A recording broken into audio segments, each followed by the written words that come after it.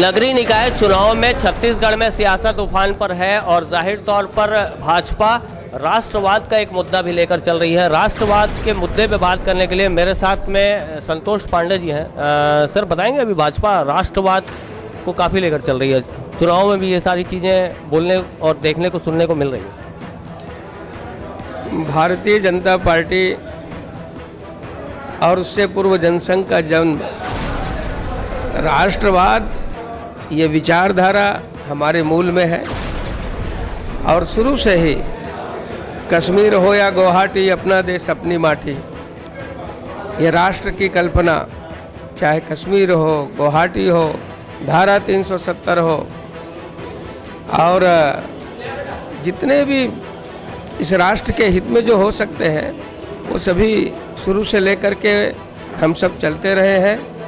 और अटल जी के समय में, उसके बाद मोदी जी के समय में इन सब को हम लागू करने में सफल भी हुए हैं। भाजपा के राष्ट्रवाद और कांग्रेस या अन्य घटक दलों के राष्ट्रवाद में फ़र्क क्या है? उसमें राष्ट्र है ही कहाँ है। हम लोग कहते हैं नेशन यानी राष्ट्र, फर्स्ट नेशन, पहले राष्ट्र, बाद में फिर पार्टी, सेकेंडरी पार्टी, फिर अंत में कहते हैं मैं या मेरी फैमिली। वो लोग कहते हैं फर्स्ट फैमिली, उसके बाद फिर पार्टी, उसके बाद फिर राष्ट्र, लास्ट में राष्ट्र। तो यही अंतर है। उनके लिए मैं या फैमिली पहले है, हमारे लिए राष्ट्र पहले है, यही अंतर है।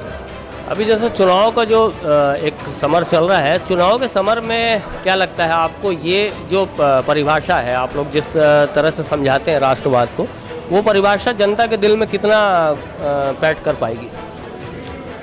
जनता समझ चुकी है। ये राष्ट्र आज राष्ट्र के रूप में है, दिख रहा है और सुरक्षित रहेगा तो माननीय नरेंद्र मोदी जी के हाथ में रहने वाला है। आज चाहे जल में हो, थल में हो, आकाश में हो, सब तरफ राष्ट्र सुरक्षित है।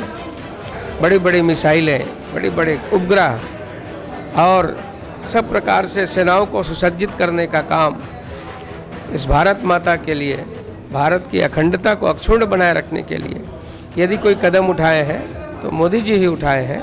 और ये सारी चीज़ें जनता के रग रग में समा चुकी है और यही वोट के रूप में तब्दील होने वाला है।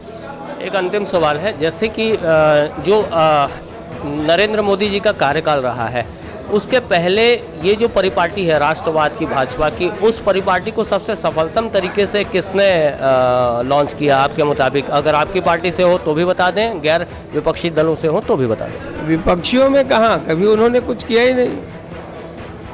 नेहरू से लेकर के, राजीव गांधी जी से लेकर के, इंद्र कुमार गुजराल से लेकर के, नरसिम्हा राव जी थे तब भी किसी ने इसकी चिंता नहीं की। यदि किसी ने चिंता की तो अटल जी के शासनकाल में हुआ और अटल जी के बाद अभी माननीय नरेंद्र मोदी जी कर रहे हैं।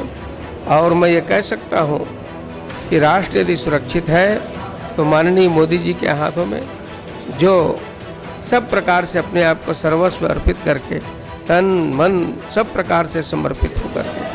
एक अंतिम सवाल, जैसे कि जो हिंदुत्व की बात है, हिंदुत्व के अलावा भी अन्य जातियां भी इस भारत में विराजमान हैं, तो राष्ट्रवाद और हिंदुत्ववाद, इसको जोड़ते हुए क्या ऐसा लगता है जो सर्व धर्म और सर्व कल्याण की जो बातें हैं वो कहीं तालमेल बैठा पा रही हैं?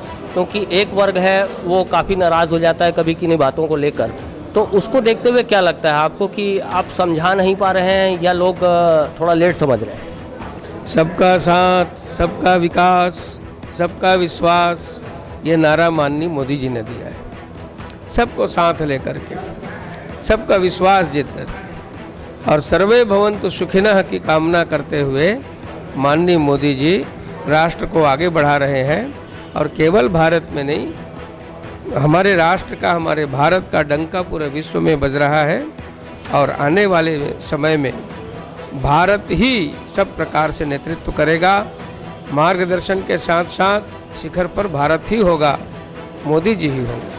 और यही नेतृत्व क्या निचले लेवल से लेकर जो अपिश लेवल है राजनीति का, उसमें भाजपा को शीर्षासन पर बैठाएगा? क्यों नहीं। जहाँ कमियां हैं वहाँ सुधार करेंगे, जहाँ जहाँ जिन प्रदेशों में हम पीछे हैं वहाँ भी भारतीय जनता पार्टी। और आप देख रहे हैं आज कांग्रेस, इंडियन नेशनल कांग्रेस कितने प्रदेश में है? गिन के 3 प्रदेश में है, एक छत्तीसगढ़ में है, एक राजस्थान में, एक पंजाब में। पंजाब में भी स्थिति क्या है आपको मालूम है, छत्तीसगढ़ का गहलोत का भी मालूम है। तो सब मिला करके भारतीय जनता पार्टी का ही भविष्य है, ये आम जनता समझ रही है।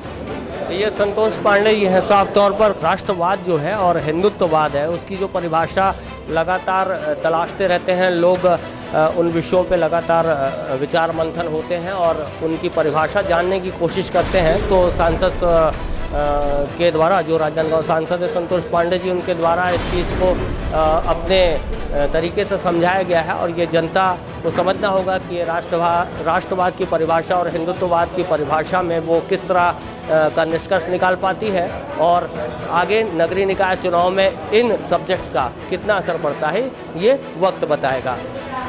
हमारे ये प्रोग्राम आपको अगर अच्छा लग रहा होगा तो इस प्रोग्राम को आगे बढ़ा दें। हमारा चैनल आपको अच्छा लग रहा होगा तो उसे सब्सक्राइब कर दें।